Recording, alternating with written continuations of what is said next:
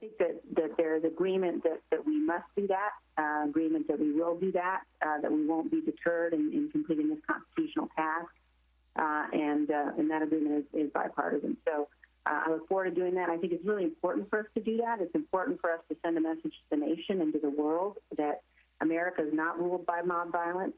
We have, this tremendous history of the peaceful transfer of power, something that we take for granted, but Ronald Reagan said it was miraculous. And I think what we've seen today demonstrates how fragile it is, and the obligation and the responsibility of everybody in a position of authority to step up to make sure that we're abiding by our oath and to make sure that this insurrection is not allowed to proceed, and that we're not going to be ruled by the violence. I also want to say you've got scores of law enforcement and Capitol Police officers who were injured. It is just absolutely unacceptable, and the president's response so far has been completely intolerable and insufficient. Congresswoman Liz Cheney, thank you very much. Stay safe. We're looking live at D.C. National Guard. Some 1,100 arriving to the area. They've been mobilized. They are supplementing the police force there, both the Metropolitan Police in D.C. and also the Capitol Police. You can see them with their riot gear on there as they create a surrounding of the Capitol, we're told, and that may take another couple of hours as night has fallen in D.C. You can see the Capitol Dome in the background quite a distance away.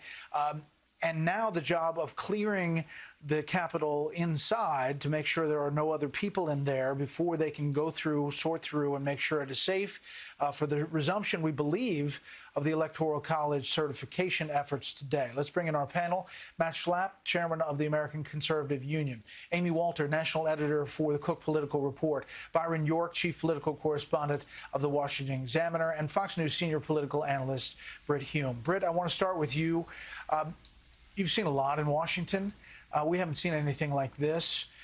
What about the president's reaction and what this day really means?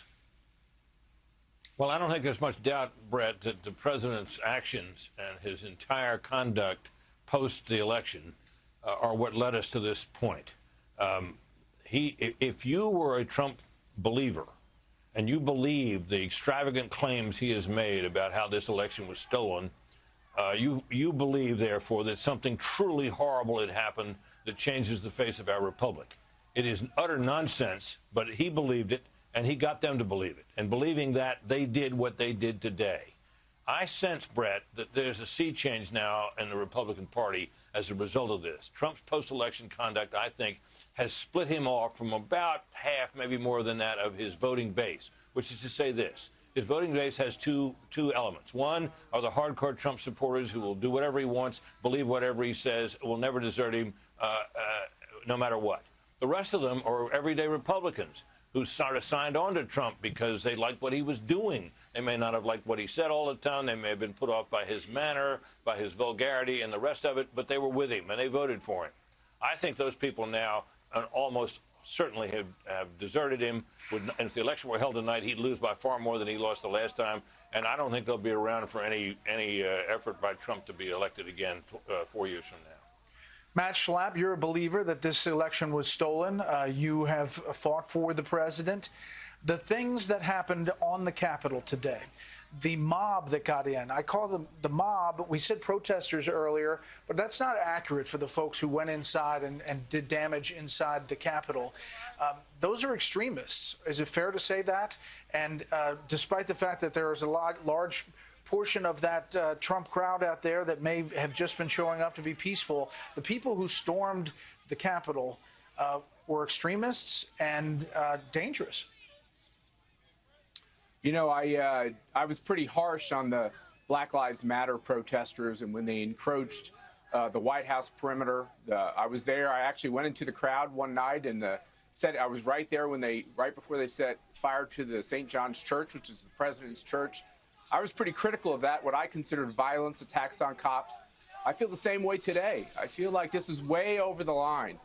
You know, those cops are someone's sons and someone's daughters, someone's grandkids, and they ought to be treated with respect. And we need to have a big, vigorous First Amendment that allows for massive amounts of freedom of political speech. And that's what rallies are for. This was well beyond just a rally by these people who, I think there was some section of these people that intended this maybe all along. They seemed very prepared for it, and I think we should condemn it. I think it was wrong. I think it's a terrible, dark day for our country, and I'm just still in a little bit of shock overall. But what about what the president did today and how he's handled it, Matt? I mean, what would you say about all of that? Look, I've spent 5 years with everyone trying to say what the president should say or shouldn't say. All I can tell you is my view is what happened today does not represent the Trump supporters who I've gotten to know and love, the thousands and millions of them who I spent a lot of time with over the course of the last 4 years and really intensely over the course of the last 6 months. I think the president was right to tell people to be peaceful, to keep the protests peaceful, to stop anything that wasn't peaceful. But I think he ought to do what he always does. He ought to keep talking to this, because I think there's a lot of Americans out there who are rattled by what they saw. You know, I understand there's a 16-year-old young woman who was shot. Now, you know, maybe she was doing terrible things and deserved to be shot. But when people breach these lines and they go after cops, you know, we're the party that talks about law and order and respecting cops.